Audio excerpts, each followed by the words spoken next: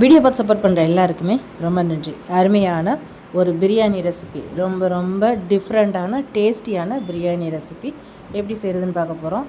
வீடியோவை ஸ்கிப் பண்ணாமல் பாருங்கள். கொஞ்சம் டைம் இல்லை அப்புறமா பார்க்குறேங்கிறவங்க வீடியோவை சேவ் பண்ணி வச்சுட்டு பாருங்கள். எப்படி பண்ணுறேன்னு பார்க்கலாமா? ஒரு குக்கரில் கொஞ்சமாக, அதாவது 1 ஸ்பூன் போல் ஆயில் சேர்த்துக்கிறேன். அதுக்கப்புறமா ஒரு அரை ஸ்பூன் போல் நெய் சேர்த்துக்கலாம். ரெட்டு லைட்டாக ஹீட் ஆனதும் பட்டை, கிராம்பு, ஏலக்காய், பெருஞ்சீரகம், அந்த பிரியாணிக்கு போடுற ஹோல் ஸ்பைசஸ் எல்லாத்தையும் அதில் போட்டு லேசாக வாசம் வரும்போது நறுக்கி வச்சுருக்க வெங்காயத்தையும் கருவேப்பிலையும் உள்ளே சேர்த்து வதக்கி விட்டுக்கலாம். ஒரே ஒரு பெரிய சைஸு பல்லாரி வெங்காயம் ஸ்லைஸாக கட் பண்ணி அதோடு சேர்த்துருக்கேன். வெங்காயம் கண்ணாடி பதத்து அளவுக்கு நல்லா, ஒரு 3/4 பதம் அளவுக்கு நல்லா வதங்கணும். ரொம்ப முறுமுறுலாம் வதங்க வேண்டாம், கொஞ்சம் ஒரு 3/4 பதம் அளவுக்கு வதங்கினா போதும். இதில் பச்சை மிளகா சேர்த்துக்கலாம். பச்சை மிளகா அவங்கவுங்க காரத்துக்கு தக்கன பச்சை மிளகா. எனக்கு ஒரு பெரிய சைஸ் பச்சை மிளகா போதும், அது கரெக்டாக இருக்கும். வெங்காயம், பச்சை மிளகா நல்லா வதங்கணும். அதுக்கப்புறமா நம்ம எவ்வளோ அளவுக்கு அரிசி குவான்டிட்டி எடுத்துருக்கோமோ அது தக்கன தக்காளி சேர்த்துக்கணும். நான் எடுத்திருக்க அரிசியோட அளவுக்கு தக்கன ஒரு பெரிய சைஸ் தக்காளி, 2 தக்காளி சேர்த்துருக்கேன். அதை கொஞ்சம் ரஃப்பாக கட் பண்ணி தான் சேர்த்துருக்கேன். ரொம்ப பொடியாக நறுக்கி சேர்க்கனாலும் சேர்த்துக்கலாம். நான் கொஞ்சம் ரஃப்பாக சேர்த்துக்கிறது அந்த சாதத்தோடு சேர்ந்து சாப்பிடும்போது சூப்பராக இருக்கும். கொஞ்சமாக உப்பு சேர்த்து ஒரு 2 நிமிஷம் அடுப்பில் லைட்டாக கொஞ்சம் குறைச்சி வச்சு அப்பப்போ திறந்து பார்த்து கொஞ்சம் கிளறி விட்டோம்னா தக்காளி சீக்கிரமாக நல்லா மசிஞ்சு வந்துடும். இந்த அளவுக்கு நல்லா மசிஞ்சு வந்துருச்சு. இப்போ இதில் இஞ்சி பூண்டு பேஸ்ட்டு நம்ம சேர்த்துக்கலாம். 1 ஸ்பூன் அளவு இஞ்சி பூண்டு பேஸ்ட்டு சேர்த்துக்கலாம். நான் கொஞ்சம் லிக்விடாக தண்ணி ஊற்றி அரைச்சிட்டேன், அதனால் கொஞ்சம் நிறையா இருக்கிற மாதிரி தெரியும். 1 ஸ்பூன் இஞ்சி பூண்டு பேஸ்ட்டு இதில் சேர்த்துருக்கேன். பச்சை வாசனை போகிற அளவுக்கு லைட்டாக வதக்கி விட்டுக்கணும். இது கூடவே கார மிளகாத்தூள் ஒரு 3/4 டீஸ்பூன் போல் மிளகாத்தூள் சேர்த்துருக்கேன். கொஞ்சம் மிக்ஸ் பண்ணி விட்டுக்கலாம். ஒரு கைப்பிடி போல் மல்லி, புதினா இலைகளை இதோட சேர்த்து வதக்கணும். பொடியாக கட் பண்ணி வச்சுருக்கிற மல்லி, புதினா இலைகளை சேர்த்து வதக்கி விட்டுக்கலாம். மல்லி, புதினாவை போட்டு வதக்கும் போது அருமையான ஒரு வாசனை வரும். எப்பயுமே என்ன விதமான வெஜ்ஜோ நான்வெஜ்ஜோ என்ன பிரியாணி பண்ணாலும் அந்த மல்லி, புதினாவோட ஃப்ளேவர் தான் தூக்கலாக இருக்கும். அதுக்கப்புறமா முதல் நாள் நைட்டே நான் ஊற வச்சுருந்த 1 கப்பு அளவு தட்டைப்பயிறுன்னு சொல்லுவாங்கள்ல, அது நல்லா கழுவி சுத்தம் பண்ணிவிட்டு உள்ளே சேர்த்துக்கலாம். இது நான் குறைஞ்சது ஒரு 5-6 மணி நேரம் ஊறுனா ரொம்ப நல்லாயிருக்கும். நான் முதல் நாள் நைட்டே தூங்க போகும்போது ஒரு 10 மணி போல் ஊற போட்டுட்டேன். இது காலையில் எழுந்திரிச்சு 7 மணிக்கு செஞ்சிடலாம். சூப்பராக இருக்கும்.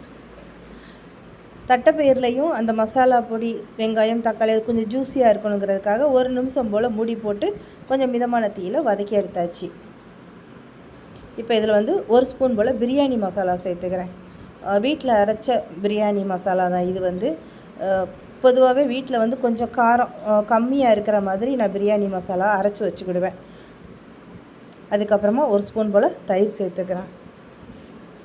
தக்காளியோட அளவு கூடுதலாக எடுத்தோம்னா தயிரை குறைச்சிக்கலாம். தக்காளி அளவு கம்மியாக எடுத்தோம்னா தயிரை கூட்டிக்கலாம். நான் 2 தக்காளி எடுத்திருக்கேன், 1 ஸ்பூன் போல் தயிர் சேர்த்துருக்கேன். அதுக்கப்புறமா நல்லா ஒரு அரை மணி நேரம் ஊற வச்சுருந்த நம்ம ரெகுலராக வீட்டுக்கு போங்கிற அரிசி தான், பொன்னி அரிசி, அதை சேர்த்துருக்கேன். ஒரு பெரிய டம்ளரில் 1 டம்ளர் போல் அரிசி நானே போட்டிருந்தேன். அதை கழுவி சுத்தம் பண்ணி இதில் சேர்த்துக்கிறேன். இதை மிக்ஸ் பண்ணி விட்டுக்கலாம். 1 டம்ளர் அரிசிக்கு 2 டம்ளர் தண்ணி சேர்த்துக்கலாம். இதுவே நம்ம சீரக சம்பா அரிசியோ பாஸ்மதி அரிசியோ இருந்தால் 1.5 கப்பு தண்ணி ஊற்றினா போதும். அதே மாதிரி வீட்டில் நம்ம டெய்லி சோறாக்குற அரிசி ஒவ்வொருத்தருக்கும் ஒவ்வொரு மாதிரி இருக்கும். அரிசி ஒரு சிலருக்கு ரொம்ப நின்று வேகிற மாதிரி இருக்கும். அந்த அரிசிக்கெல்லாம் பார்த்திங்கன்னா கூட கொஞ்சம் தண்ணி வச்சுக்கலாம். ஒரு 2.5 டம்ளர் தண்ணி கூட வச்சுக்கலாம். பிரியாணிக்கு தேவையான உப்பை சேர்த்து லைட்டாக மிக்ஸ் பண்ணி விட்டுக்கணும். கடைசியாக இதில் ஒரு அரை எலுமிச்சம்பழத்தை புழிஞ்சு விட்டுக்கணும்.